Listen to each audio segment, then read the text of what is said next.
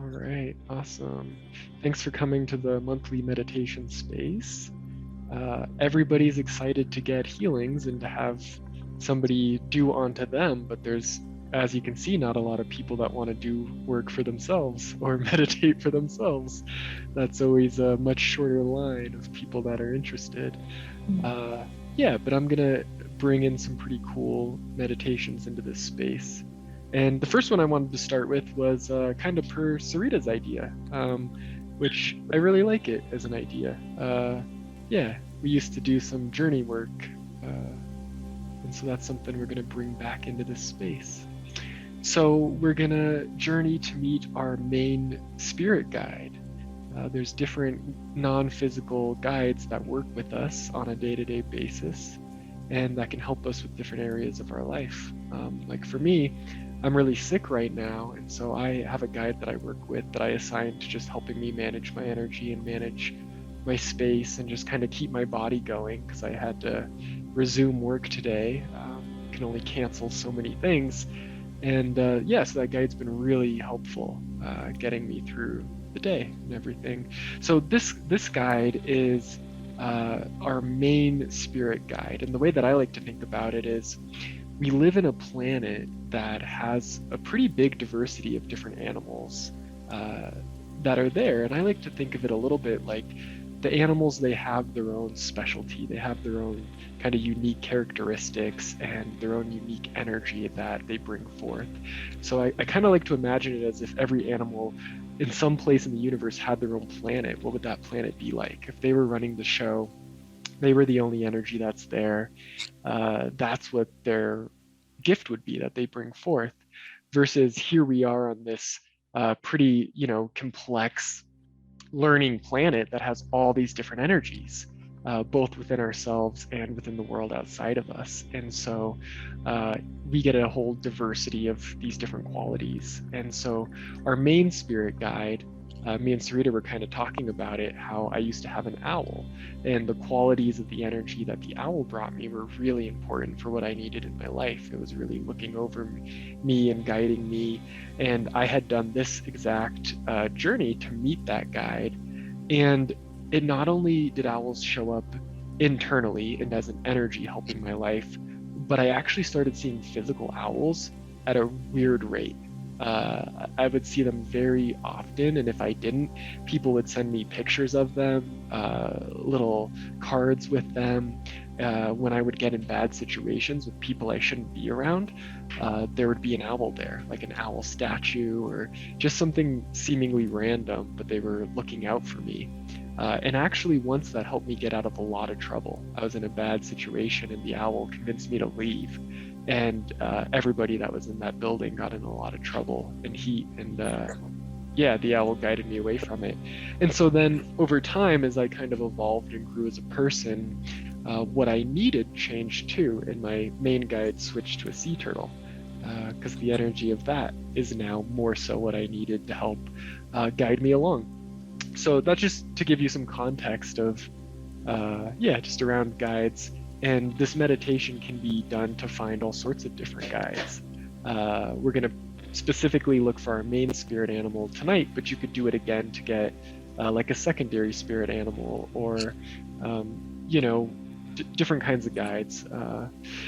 So yeah, we'll record it. That way you have it and you can use it for if you want to go back and find anything else. You can have specialized animal guides if you have like a specific thing in your life that you want help with, like me being sick could be one.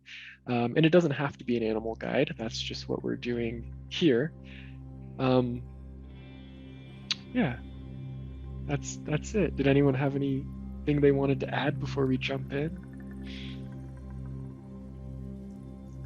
No, I'm just excited. I love this kind of work, and I definitely pay attention to animals when they come forward to share their medicine. So this is awesome. Excited.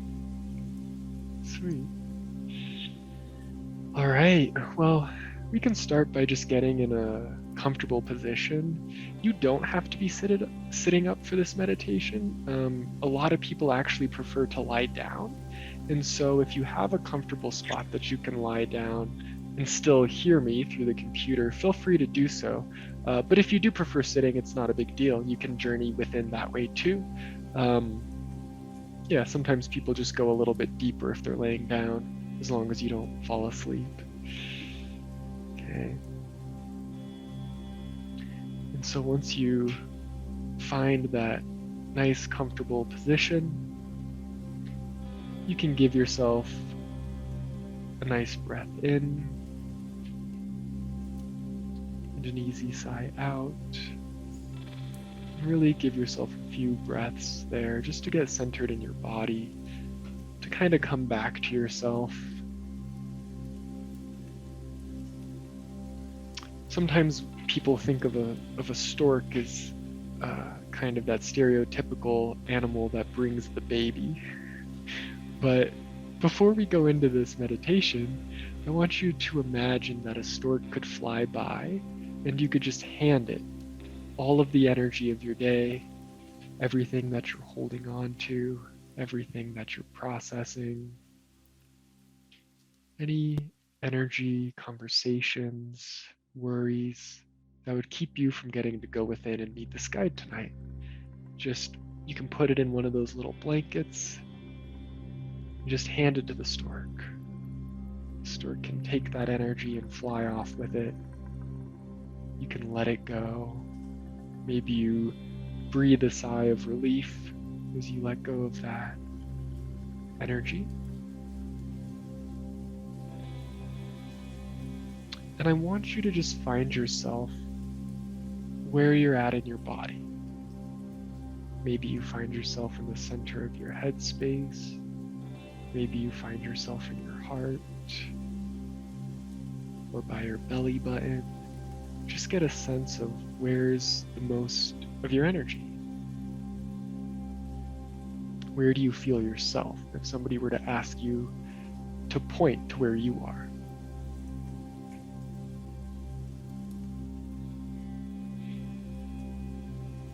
And just as you breathe and find that center point, just start to allow yourself to go within. You're going within on a physical level, but even more importantly, you're starting to go within on a spiritual level.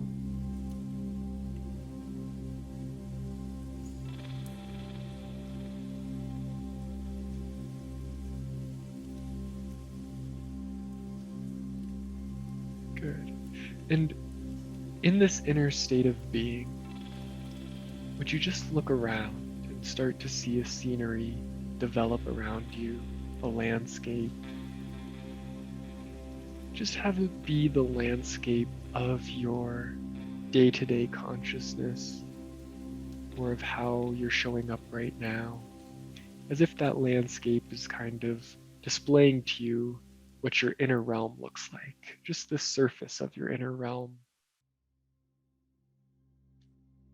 Kind of like if you did a painting to show how you were feeling today. This is kind of a live painting. And it should just be you in there. If you look around and you see other friends, relatives, anything like that, just invite them to leave. This is your inner space.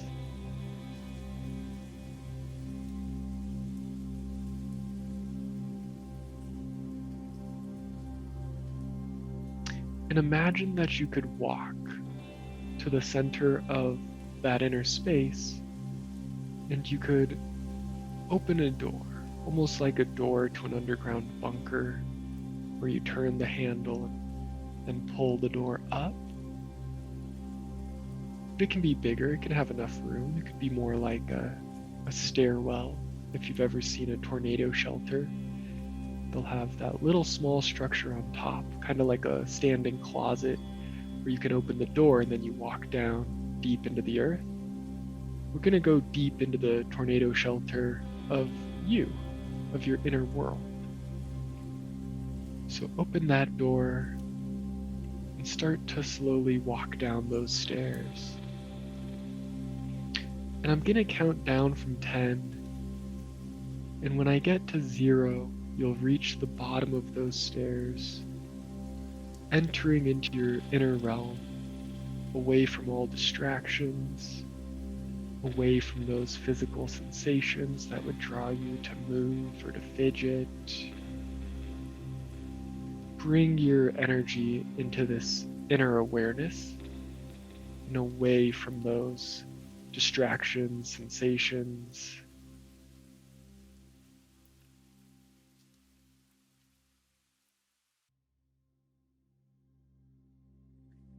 And so you can start to take the journey down this stairwell. 10, walking deeper into the depths of who you are. 9, going into a place where you can connect with a guide that will be waiting for you. 8, where we'll create a safe space to have that interaction. 7, space just for you. 6, 5, really letting this countdown guide you deeper into your own subconsciousness. 4, place where there's stillness and clarity. 3, 2, maybe there's even some excitement about returning to a place within you that you haven't accessed in a while. 1, you can now reach the bottom of that stairwell. 0, and maybe there's a door that you open, a door that opens up into a deeper inner landscape. This landscape again reflects to you the energy of you, but at a deeper level of your being. In a place where the energy of other people in the world doesn't come in. It's just you, your inner landscape, and whatever you call to you in this place. And I want you to walk out into that landscape. And you can take a moment to just be in observation of the space around you,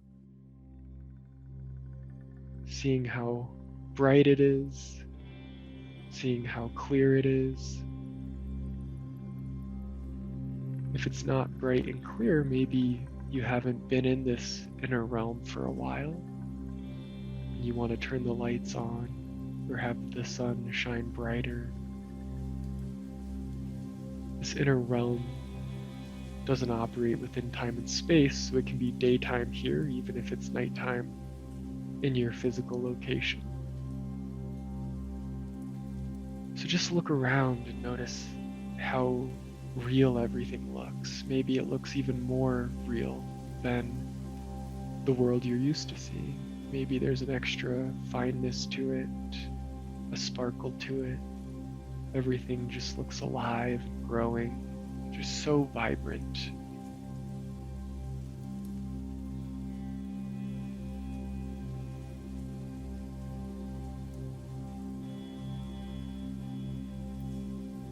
And as you take a look around, you can start to walk out to the center of this landscape, if there were to be one.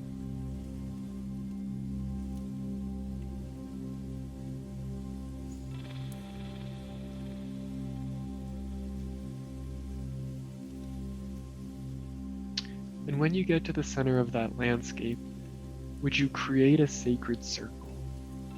You can imagine that as a circle of rocks. You could imagine that as a circle of trees, if they were to grow perfectly in a circle.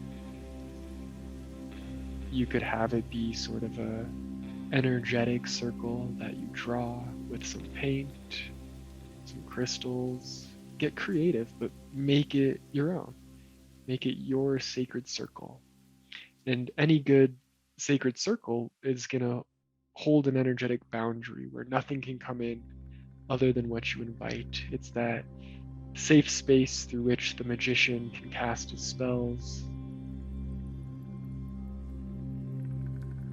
So create that circle and make sure it's big enough that you could fit a guide in here.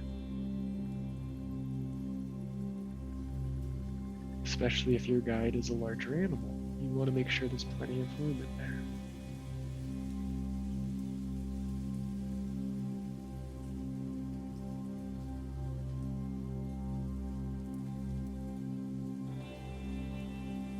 And then once you're inside that sacred circle and it's the way you like it, go ahead and call to your main totem animal to be with you. Just out loud in that inner realm, you can just see yourself calling out, inviting your main totem animal to be with you now in this space. You're inviting a specific energy, in this case, your animal totem, into that sacred circle. And just let yourself be completely open to who shows up. Don't try to think of what it should be, of what animal you like. None of that. Just see who actually shows up. Who actually greets you in this space as your main totem. The energy of the animal that you feel most similar to, most alike, it might not be the same as your main animal totem that wants to come forth and guide you. It may be more of an energy that you're lacking, or an energy you need more of that wants to be there. But it could be the animal you maybe expect or feel most of a connection with, that feels the most like you, could be enhancing that quality within yourself. We'll figure all of that out here in the next part. For right now, just see who shows up.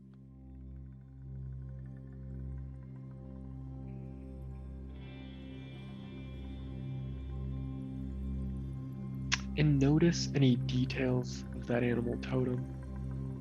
If there's any specific details about the appearance of them. For example, if it's a white rhino, some sort of albino version of that animal, or if it's, if its appearance, if there's anything that calls out to you, a certain part of it is kind of standing out more than another part. Like maybe it's a tiger, but it has a really long tail, kind of like Tigger. Maybe you see something that's not as much of a traditional animal, but more of a saber-toothed tiger. Just see what you see, what you notice. And another really important thing to be aware of is what feelings come forth when you see this guy. Is there a feeling of safety, a feeling of power, a feeling of joy? What's that really visceral effect on your body that you get from connecting with this guide in this inner realm?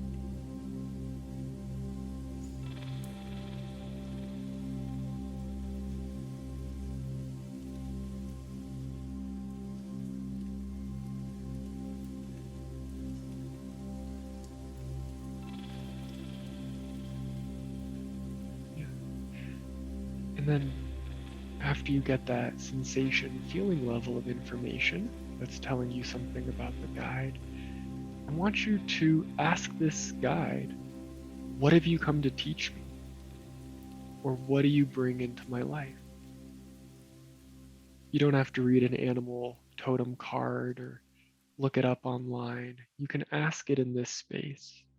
This is where you'll get the most powerful, true to you information. You can trust your own intuition. Even if it at times feels like you're imagining or making it up, that's just how your subconscious is working with you, helping you to understand the energy that's in front of you. It's all quite real.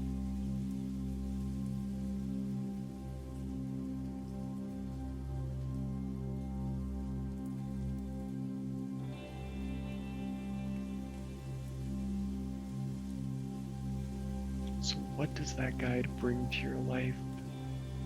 What is that guide here to teach you? It may be more than one thing. Just receive the response in whatever form it comes up.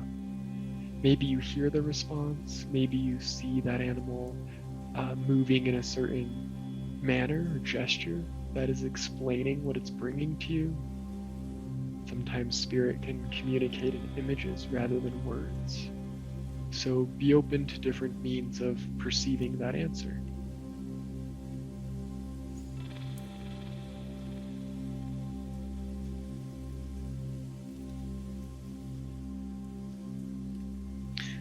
And then after you get that response, you can ask yourself, is there something you'd like to have in your life? Something you'd like more of? Is it more abundance? Is it more health? More joy? More pleasure? What's something that you would like more of?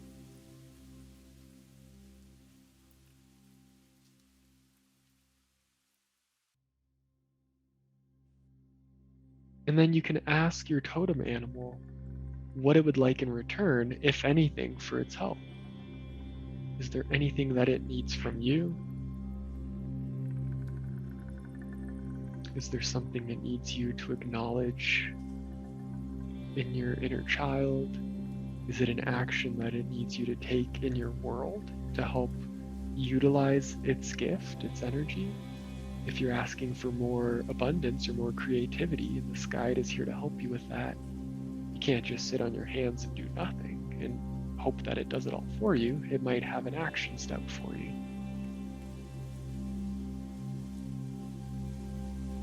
Or something that it wants in return for the help.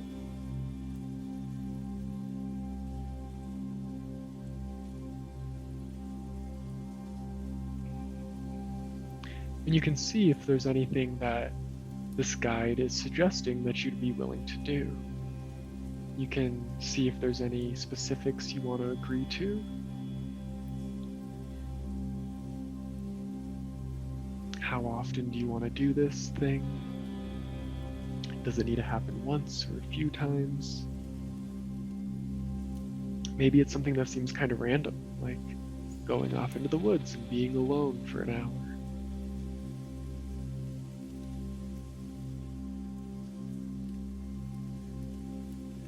Be open to what shows up.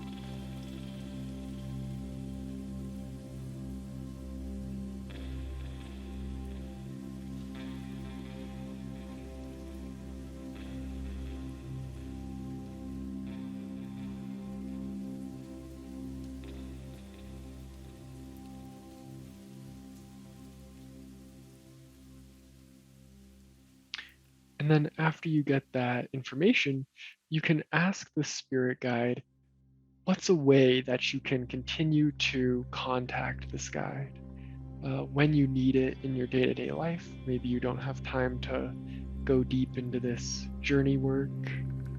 What's a way that you can keep contact? Is there some sort of kinesthetic anchor that the guide can connect into your body to help?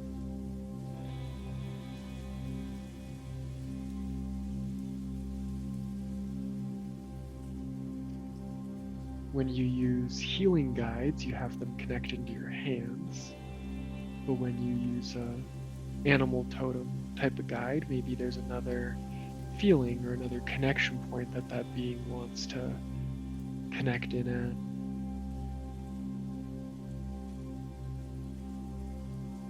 Or maybe you just want to feel it as a source of power or energy in your heart center or somewhere else.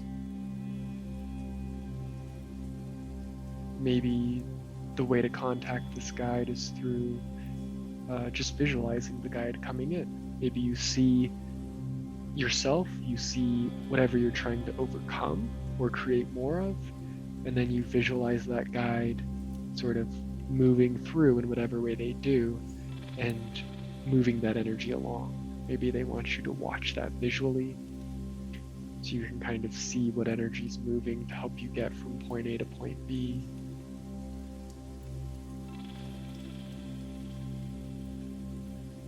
See what it is for you.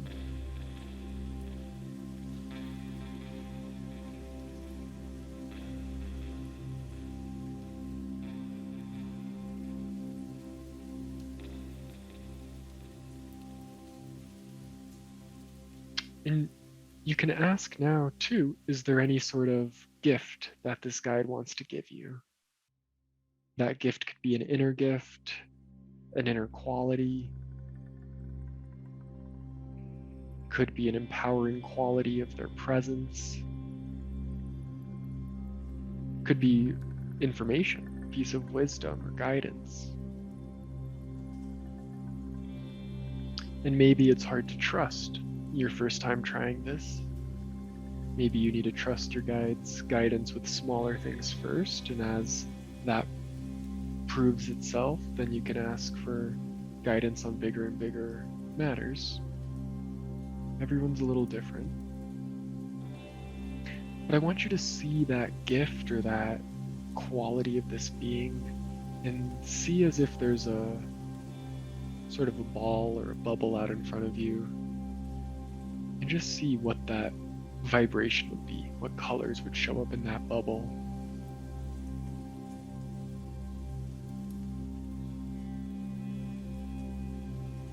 Maybe there's one color, maybe two or three.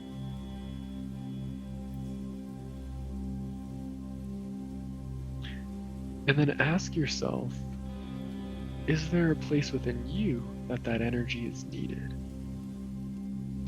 Could be an area of lack, or it could just be an area that needs more of it.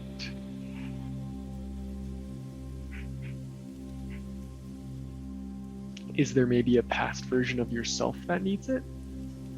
Like maybe you see yourself as a child, somewhere where you were disempowered, and that disempowerment has created a lifelong pattern in your life, and so that's the area you want to give this energy to. And just go ahead and grab that bubble and that energy and place it wherever it's needed. Maybe it's in a body part, maybe it's in a chakra, an energy center, or maybe it's in sort of your remembrance of a past event somewhere down your timeline. You can see that energy just going to that place, or intend that it's going to that place.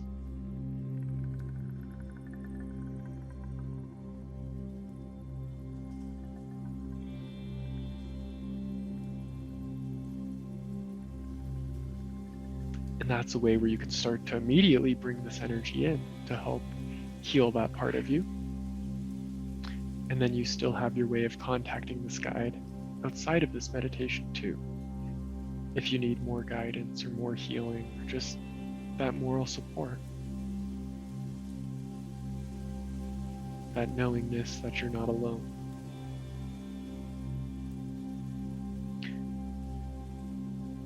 Go ahead and thank this guide for being here with you in this space.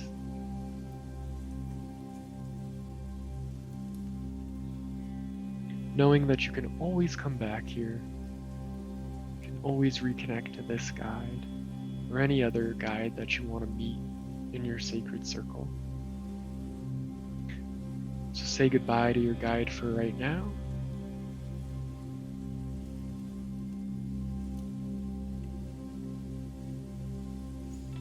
And go ahead and leave your sacred circle.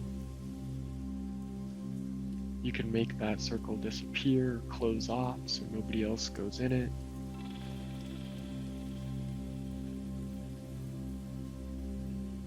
And then start to make your way back to that doorway through which you came down. Into this place deeper within your consciousness.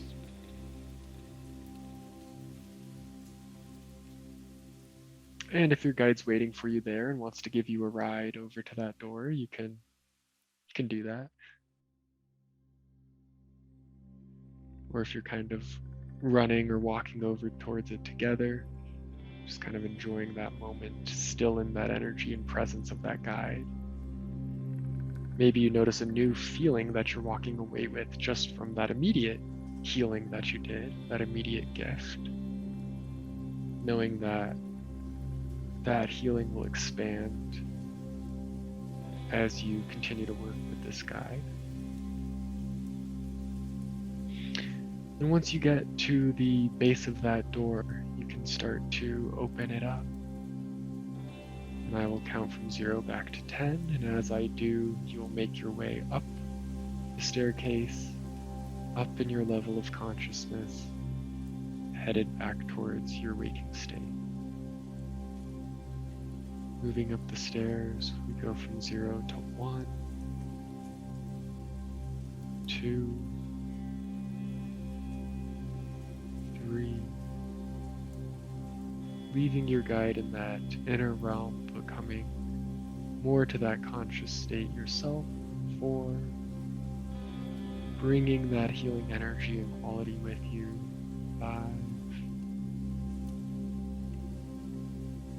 bringing that sense of empowerment and kinship with you. 6, 7, 8. You can bring that sense of stillness and peace even into your waking state. You don't have to leave that aspect behind. 9 and 10. You can open that top door and come back out into that first surface layer realm of consciousness that we went into, that light state of meditation space. And just see that new environment, see that you're back. And you can slowly start to move from that place towards the center of your own head, bringing with you that newfound awareness, that gift, that energy, bringing it to the forefront of your mind that sits above and behind your eyes and above your ears, the center of your head. Be there now.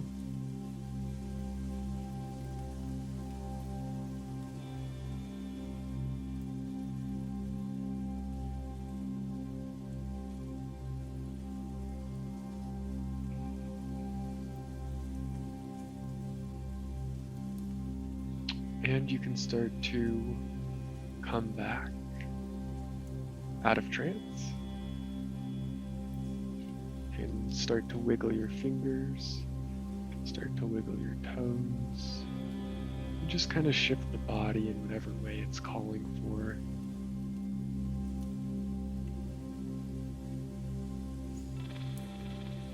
And you can sit up, shake off, whatever you need to. You can, come back out and join us.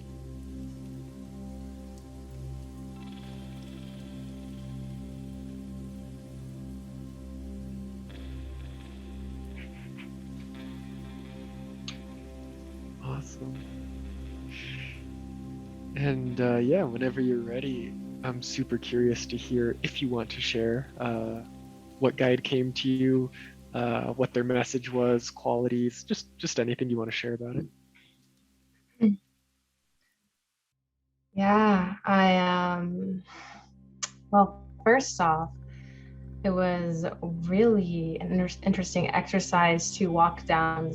For me, it was like a spiral stone staircase, and slowly the walls like started to like have vines, and like slowly, like as I went down, it opened up into this huge inner landscape. And immediately there already was like this big giant floating bubble in this middle, and there was like something in the middle, like almost like floating, and I couldn't see from where I was, but already had like a giant bubble.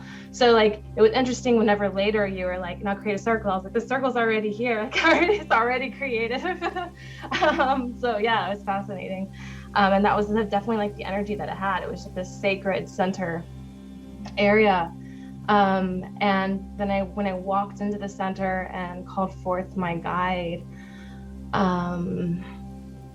a bird came through, and it showed itself first as kind of almost like a phoenix or a thunderbird, but then whenever it landed, it was in the form of a hawk, or falcon or something. I'm not exactly sure which one. And then it just had a very like strong, clear gaze. And it would periodically get up and fly and soar and like spread its wings really far out, just stretching them super wide and just gliding in the air. And then it would land, and then it would show me something else. And then one of the times it like kind of showed me something else that like kind of shape shifted into, I don't know what it was. It was almost peacock like, because these feathers kind of came up, and then it had this long swooping tail, and it was kind of just like swooping. It's almost like it was doing a hair flip. I was like, it's almost like doing a hair flip, and then like this like feather went up. And I was like, oh, you know, and it was playful, but it was also like confident. And there was a lightness about it, but there's also this very like deep wisdom. And I really felt like clarity of sight, like clear vision was one of the main things coming through for me. A liftedness, like soaring through the air quality, a freedom. Also this kind of feeling of protection and safety of like, also one of the first things I saw too, whenever it came to me, was I saw myself like what are they, Mongolians that would like have like hawks or falcons that would like, I like kind of got like a flash of that image in my mind, and immediately knew like that was kind of like my way of calling it forth, was just like holding my arm out to kind of call it in. But yeah, it was not what I expected at all. You know, I don't typically, I love birds. I don't typically necessarily like identify with birds of prey in that way. And usually like a tiger is like my main like spirit, you know, connection, although I have a few. And actually one of the things that I noticed when I was like down in that center, like on the around the edges of the circle and the jungly areas and all the different parts of, there were like other animals like I could feel and sense that were there, but they weren't the ones that were like at the center. It was just like my other animals that were around. But anyway, yeah, that was kind of a long-winded answer, but very cool. I'm excited to continue to work with that energy. Yeah, that's really cool. Yeah, kind of shape-shifting bird energy. And yeah, it's kind of interesting because birds have, especially birds of prey, have a lot to do with your intuition and being able to see things from that broader perspective. And yeah, it kind of makes sense for what you're going through in your life and everything. So that's cool. That's awesome. Yeah. What about you? Oh, sorry. I wasn't just the no. shifty part was definitely another message as well. Like it was almost like it's okay to shape shift, or I don't know. I still kind of feel like I'm processing it, but anyway. Yeah. Curious to hear. You're kind of shape shifting through your different identities of who you are and who you're becoming. And yeah, I can see a correlation there. It's cool. Yeah. What about you, Sarita?